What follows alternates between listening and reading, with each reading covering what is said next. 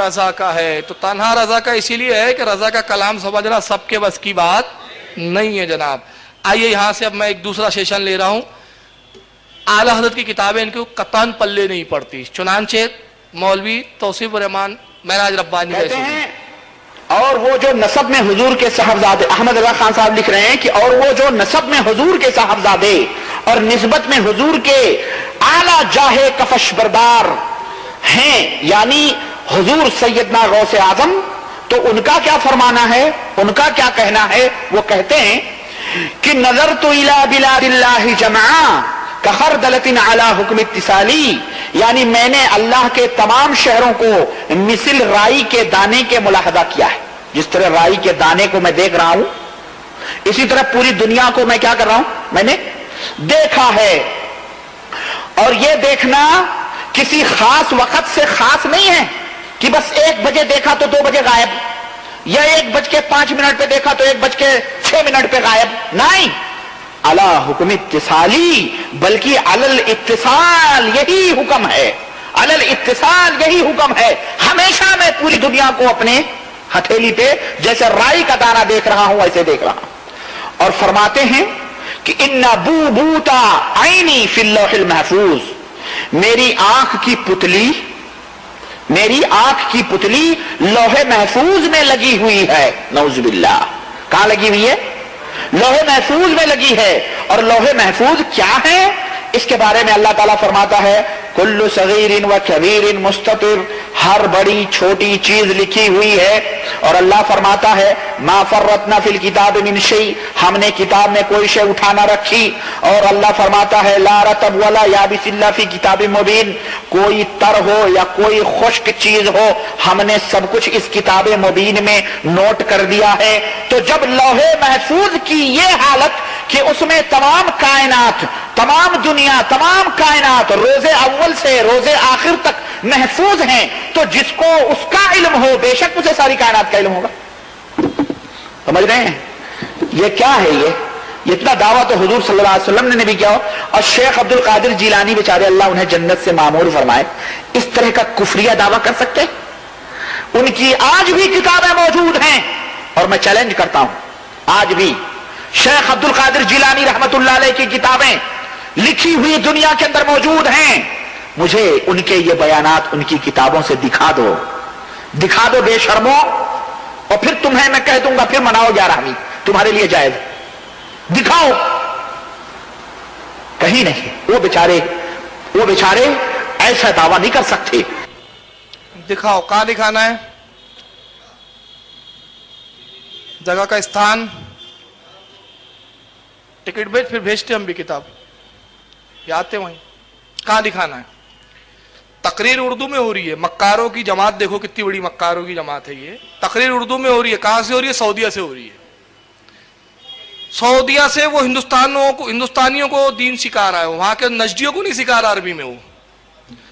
اور دوسری، اب میں پہلے ایک چیز بتا دوں، پھر بعد میں غوث پاک کی کیا ہے وہ پس منظر وہ بعد میں گفتگو کریں گے. وہ کہتا ہے کہ احمد رضا خان صاحب نے الملفوظ میں لکھا، اور یہ بھی ان کی بڑی ایک ٹریجڈی ہے، الملفوظ کے علاوہ حالت کی کسی کتاب کو ہاتھ بھی نہیں لگاتے.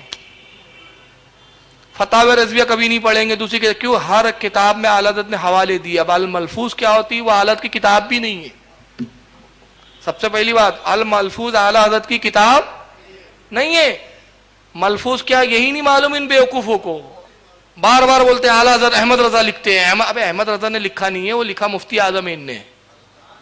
احمد رضا نے نہیں لکھا، یہی نہیں معلوم ان کو ملفوظ ہوتی ہے. ملفوظ کیا ہوتی ہے میں سمجھاتا ہوں آپ کو. کسی بھی ولی کی بارگاہ میں جو مریدین بیٹھتے ہیں اور جو بزرگ کہتے ہیں، ان کی باتوں کو کچھ مریدین لکھ لیتے ہیں، جو ان کے کلمات، ان کی باتوں کو، دین کی باتوں کو لکھ لیا جاتا ہے، اس کو کہتے ہیں ملفوظ. اور بہت ساری جب ایسی باتوں کو جمع کر دیا جاتا ہے تو کہا جاتا ہے ملفوظات. یہ ہے ملفوظ. تو اعلیٰ حضرت جب مجلس میں گفتگو کرتے تھے تو مفتی اعظم اس کو بعد میں، اسی وقت نہیں بلکہ بعد میں جب فرصت ہوتی لکھ لیتے تھے. ملفوظات کے بنا پر کسی بھی عالم کو جس کی ملفوظ ہے اس پر حکم نہیں بیان کیا جاتا. یہ اصول ہے ہمارے یہاں. اس کی وجہ کیا ہے؟ کیونکہ بھائی جس کے بارے میں بیان کیا جا رہا ہے ضروری نہیں کہ اس نے کہا ہو، ممکن ہے لکھنے والے نے غلط لکھ دیا ہو. ایک چیز یہ شبہ ہے. ممکن ہے کہنے والے نے کچھ اور کہا، سمجھنے والے نے کچھ اور سمجھ کے لکھ لیا، سمجھا کچھ اور، تو اس بنا پہ حکم نہیں لگتا، مگر یہ الملفوظ پر ہی پورا حکم حالت پہ لگاتے رہتے. لیکن ہم بہرحال ہم کہتے ٹھیک ہے، ہم ملفوظ سے دامن نہیں چھڑاتے، اس لیے کہ اگر مفتی اعظم نے لکھا تو وہ بھی ہمارے بزرگ ہے، ہمارے رہبر ہے، ہمارے امام ہے، ہمارے سروں کے تاج ہے، ہم اس کا بھی جواب دینے کے لیے تیار ہے. مگر دے کہاں، بے شرمو دکھا دو تو بے شرمو آؤ تو وہاں تو تم آنے نہیں دیتے. ارے تم تو کتابیں نہیں لے جانے، جب تم اعلیٰ حضرت کی کتاب نہیں لے جانے دیتے تو اگر ہم مناظرے کے لیے پورے پورے سٹکیس بھر بھر کے کتابیں لے جائے تو داخل کیسے ہونے دو گے تم ہمیں؟ تم تو ایک کتاب لانے نہیں دیتے. تو بے شرمو یہاں آؤ تو، اور یہاں نہیں آئے تو یہاں کے بے شرموں کو پیغام بھیجاؤ کہ تم نپٹ لو. تو یہاں بھی کیا ساری بے شرمی چھائی ہوئی ہے کہ ان بے شرموں کی کیسیٹیں اور ڈیویڈیاں یہاں تم بیچ رہے ہو اور بانٹ رہے ہو. اب سنیے سب سے مین بات، اس نے کہا اتنا بڑا دعویٰ تو رسول اللہ نے نہیں کیا. جو مولانا احمد رضا نے لکھا یہ ہوتے ہیں خیانت. اعلیٰ حضرت نے سٹارٹنگ یہاں سے کی، اس میں رسول اللہ کا ہی پہلے دعویٰ بیان کیا ہے، اوپر سے نہیں پڑھ رہا ہے، بیچ سے پڑھ رہا ہے. بھائی یہ الملفوظ کی اصلی عبارت دیکھتے جو پڑھ رہا تھا یہ الملفوظ کامل، یہی اعلیٰ حضرت کی. اب آئیے اعلیٰ حضرت کہاں سے لکھتے آ رہے، ذرا اس کو پڑھتے ہوئے چلتے. یہ صفحہ نمبر 57 حصہ اول. اعلیٰ حضرت فرماتے ہیں کہ نبی نے فرمایا ہر چیز مجھ پر روشن ہو گئی. کہاں سے شروع ہو رہی ہے بات؟ اور بھی اس سے پہلے، لیکن وقت کی بچانے کے لیے میں یہاں سے پڑھ رہا ہوں. اور میں نے پہچان لی تو بلا شبہ یہ روایت و معرفت جمیع مکنونات قلم و مکتوبات لوح کو شامل ہے، جس میں سب ما کانا و یکون من الیوم الاول الی یوم الاخری و جملہ ضمائر و خواتر سب کچھ داخل.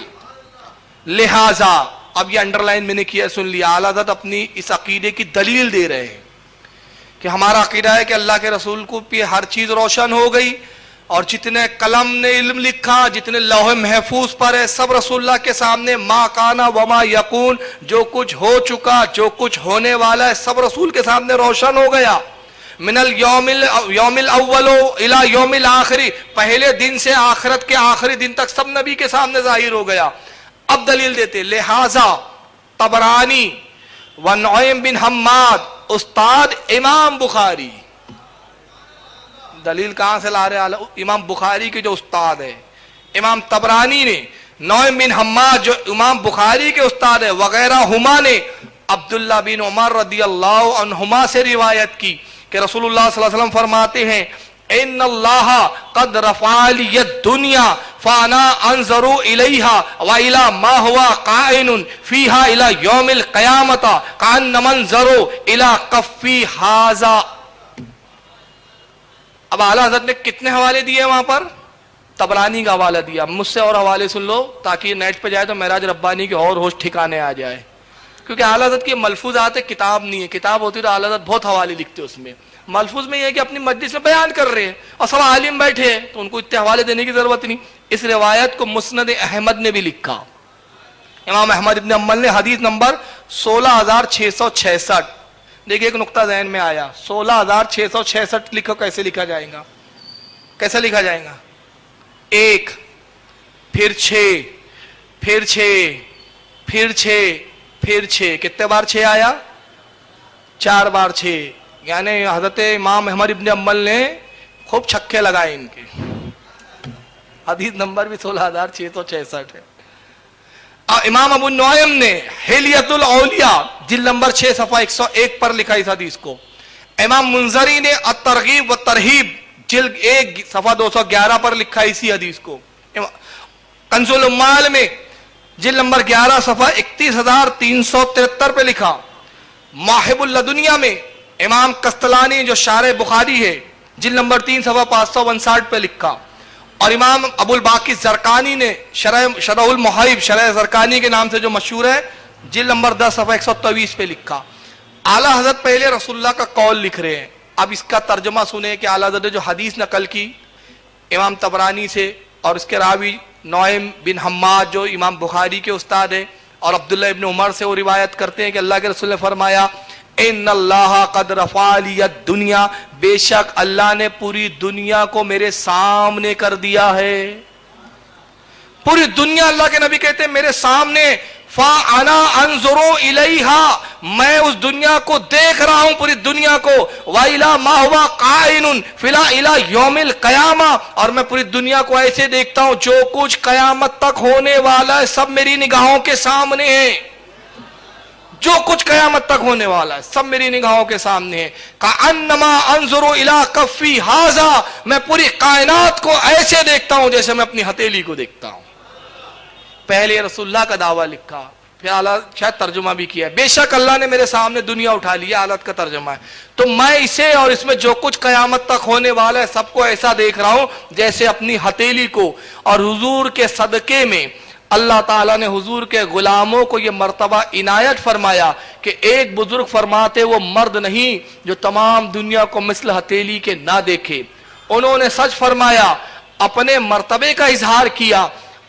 ان کے بعد حضرت شیخ باہو الملت والدین نقشبندی قدس سرہ نے فرمایا، میں کہتا ہوں مرد وہ نہیں، مرد سے مراد یہاں اولیاء ہے، اولیاء کی جماعت، مرد کامل جن کو کہا جاتا ہے، یعنی مرد وہ نہیں جو تمام عالم کو انگوٹھے کے ناخون کی مثل نہ دیکھے، جیسے انگوٹھا دیکھ رہا ہے ایسے دنیا نہ دیکھے، اور وہ جو نسب میں حضور کے صاحبزادے اور نسبت میں حضور کے اعلیٰ جائے کفش بردار ہے، یعنی حضور سیدنا غوث اعظم رضی اللہ تعالیٰ عنہ قصیدہ غوثیہ شریف میں فرماتے ہیں، نظر تو الی بلاد اللہ جمعا کخر دلالتین علی حکم اتصالی، میں تمام دنیا کو مثل رائی کے، اللہ کے تمام شہروں کو، بلاد اللہ اللہ کے تمام شہروں کو میں مثل رائی کے دانے کے دیکھتا ہوں۔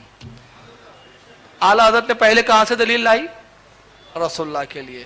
اور دھوکہ کیا دے رہا ہے کہ صاحب غوث پاک کا وہ دعویٰ بیان کیا، یہ دعویٰ تو رسول اللہ نے بھی نہیں کیا۔ دوسرا دعویٰ کہ آج بھی غوث پاک کی کتابیں موجود ہے، یہ مجھے بتا دو کس کتاب میں ہے، پڑھیں گے تو پتہ چلیں گے نا، وہ کتاب میرے پاس ہے، کب مناظر میں بیٹھ رہے ہیں بات کر لو۔